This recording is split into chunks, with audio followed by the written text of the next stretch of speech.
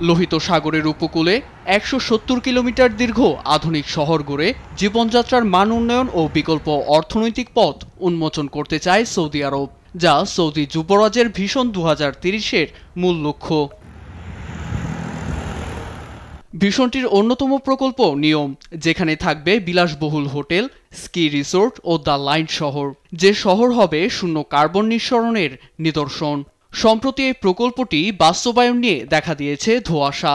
আর্থিক সংকটের মুখে ২০২৪ সালেই সৌদি সরকার ব্যয় হ্রাস করে প্রকল্পটিকে ছোট করার ঘোষণা দেয়।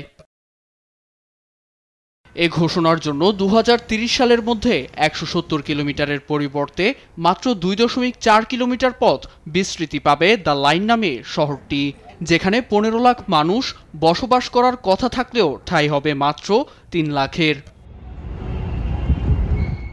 পূর্ব পরিকল্পনা অনুযায়ী প্রকল্পটি বাস্তবায়িত হলে গড়ে উঠত অন্তত ৩,৮০,০০০ কর্মসংস্থান, সৌদি অর্থনীতিতে যোগ করত ৪,৮০০ কোটি মার্কিন ডলার। তবে অতিরিক্ত ব্যয় ও বিশ্ববাজারে জ্বালানি তেলের দাম পড়ে যাওয়ায় হুমকির মুখে পড়েছে প্রকল্পটি। ব্লুমবার্গ জানায়, মধ্যপ্রাচ্য জুড়ে সামরিক সংঘাত এবং রাশিয়া ও ইউক্রেন যুদ্ধের জেরে ক্ষতিগ্রস্ত হয়েছে বিশ্ব তেলের বাজার। আন্তর্জাতিক বাজারে তেলের দাম গিয়ে ঠেকে $70-এরও নিচে।